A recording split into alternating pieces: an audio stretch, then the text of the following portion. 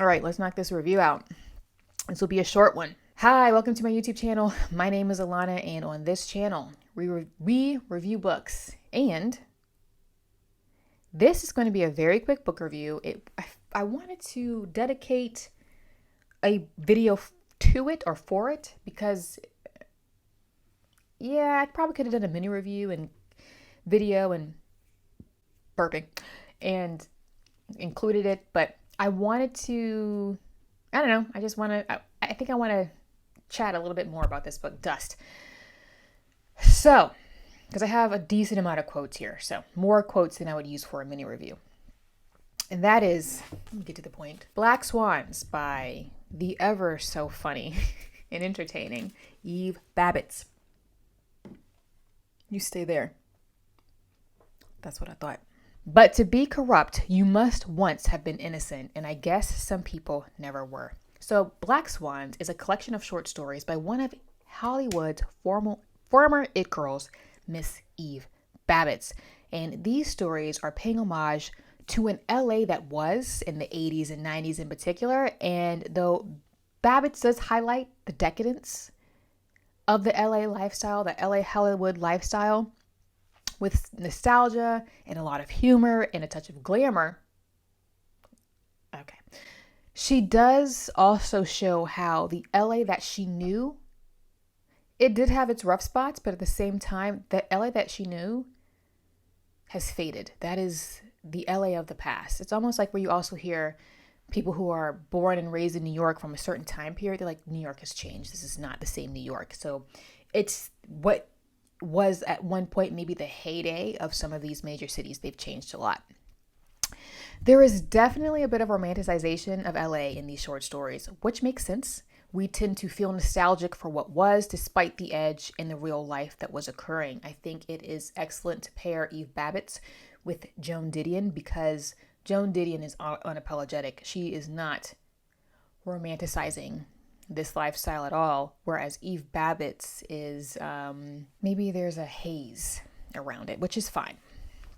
But it's just maybe two sides of the same coin. The balm of those sunshine days in a land where winter never raises ugly questions about survival and canning vegetables.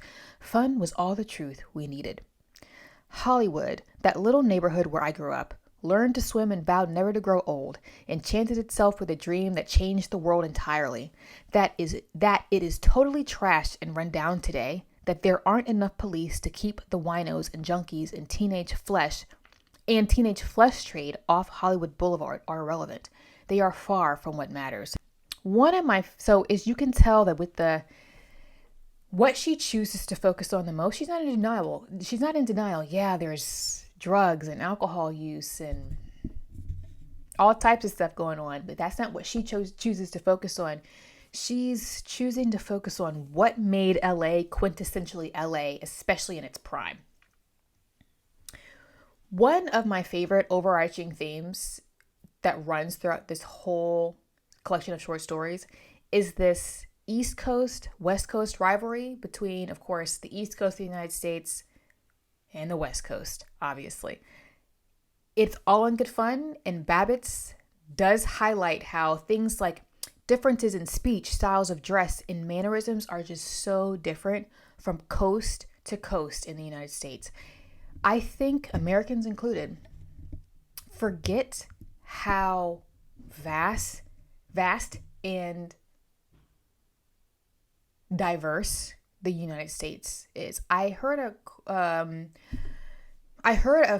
something recently that really puts the scale of it, just the geographical scale of the differences between the two, just by just space. LA to Boston is the same length from Madrid to Moscow. That's how big it is. And the United States in no way, shape, or form is homogenous. I've heard people say who have visited the United States for the first time, they have to think of it makes more sense for them to think of each state as its own country in a way, because each state is vastly different dialects, different cultural relevance. And a lot of times Americans have more state pride first and then country. But anyway, that was a bit of a tangent, but the coast in particular, different accents. The East Coast is known for being incredibly blunt. We're straight shooters. Just the way that we speak is very different. And as an East Coaster myself, born and bred, okay? LA to me seems like the West Coast of this country is like a different planet. It's really funny. So one time my sister and I were in Atlanta, actually. We were in Atlanta. That's my first time going to Atlanta. This was almost 10 years ago. Atlanta is not my vibe, but cool.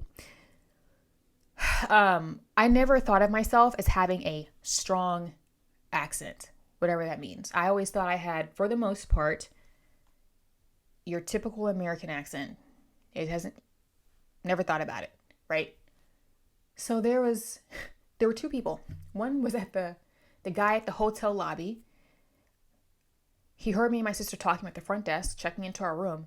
He was like, "Where are you guys from?" He's picking up on the dialect, our accents. Another young lady that we came across at the time when we were there, she was from, I can't remember if it was North Dakota or South Dakota, but one of the Dakotas. Me and my sister were talking, and she looked at us. She goes, "You guys have very strong accents." I was like, "What do you mean?" She was like, "You're definitely East Coast. Like, your vowels are insane."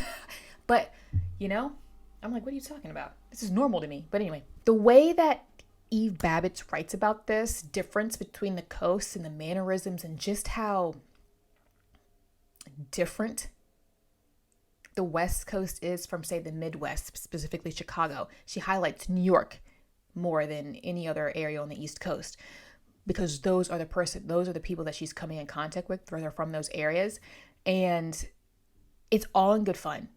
It's all in good fun. And we all know that there's a classic rivalry between LA and New York. Like, who says which one is better? I know my preference, but But it's all in good fun. It's all in good fun. And it just goes to show that we can poke fun at each other and it be in good humor. It doesn't have to be serious. Just tease in good faith and move on. Warren and I were talking of two writers from New York who were exercising their brilliance over how stupid LA was. When people would arrive from New York, they'd say stuff like, "This place is full of fruits and nuts and you have no seasons." So I knew they saw through the cheap thrills of shallow sunshine and were principled Easterners determined to be unimpressed. Now, this is crazy. So I was watching this video. I don't know how this lady came in my YouTube algorithm. She's French, and she was visiting the United States for the first time. And the only two cities that she went to in the States were Washington, D.C. and New York. That was her first foray into the United States. She said, "Wow, Americans are so friendly. I thought everybody was so nice." I'm thinking, really? But she said compared to where she came from, she was like, everybody was helpful. I'm like, you ask questions. I'm like, really? And the comments were like, "You really think that those two places were the nicest places? Like, wait till you go to the deep South, honey." So it's just very funny. It's very funny. Anyway. But I've heard that a lot. Like, we don't get enough credit, man. We don't get enough credit. Americans can be overwhelmingly like some of the nicest people you'll ever meet. I'm talking about your average people. Don't let the media tear us apart. So moving on from that, again, you can just tell I'm just quickly hitting some of the things that I decided to pick out that were just these overarching themes throughout the whole book. So the last one is not even really a theme. It's just Babitz as a writer herself. Babitz is incredibly funny. There are times she's kind of dryly funny and witty, but other times I found her to be laugh out loud hilarious. I audibly chuckled while reading through these stories. She just has this wit, and she's willing to make certain jokes that when you read them, you're like, did she really just say what I think she said? She did. She made a joke out of that unapologetically. That's a hard word to say, and I'm here for it. To this day, I can't remember how surprised I was when I realized she was actually on fire and that it hurt and that I hadn't meant to hurt her. I'd only meant to dispose of her permanently.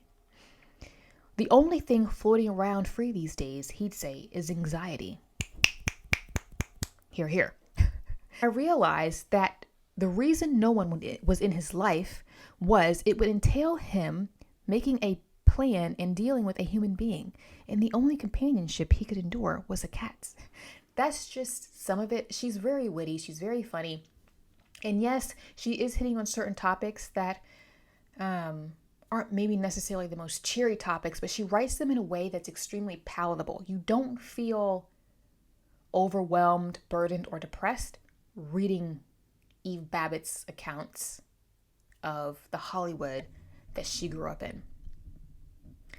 So that's it. I found Black Swans to be fun and engaging. Eve Babitz's writing makes it feel like you're sitting in front of her at the coffee shop and both of you are just, you're not even talking. She's talking to you and you're just absorbing it and you're just having a good time listening to her reminisce about the good old days. And again, where Joan Didion is visceral and gritty and bleak and there's no rose-colored glasses on, Eve Babitz has a lightness to her writing that is very, very pleasant. And I do have another novel. This isn't a novel, short stories, but I do have a novel up here somewhere. And I plan to read that. I don't know when. Maybe I'll get to it next year. I can't imagine it would. Sex and Rage is the book. I can't imagine it would take me too long to get through. And I do look forward to reading it. And I know that other publications, I know New York Review Books has done public like collections of some of her short stories. I'm sure some of them may overlap here. One of them is called Eve's Hollywood, and that is one I want to get my hands on. And there are some other collections as well. I don't know how many novels she wrote. I looked it up at one point, but I can't remember. But I definitely plan on reading more Eve Babitz, just as I plan on reading more Joan Didion. And I just think that they are interesting to pair together. So they were aware of each other. They knew each other, but they weren't, I think at some point they may have had a bit of a falling out, but I did some research on it. Don't quote me, but I know they weren't bosom buddies. I gave this a 4 out of 5. I really enjoyed it. It was one of those reads that was almost a good palate cleanser, even though the topics weren't always the most cheery. It was just the way that it's written. So I gave it a 4 out of 5. I really enjoyed it. Are you a big Eve Babitz fan? I know people who, when they are into Eve Babitz, they're into Eve Babitz. She's just a trip with no luggage in the best way possible. So that's all I have for this short review today. Please feel free to like, subscribe, and leave me a comment.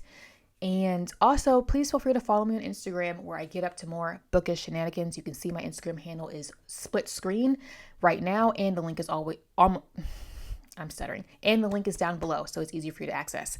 That is all, and I will see you in the next one. Bye.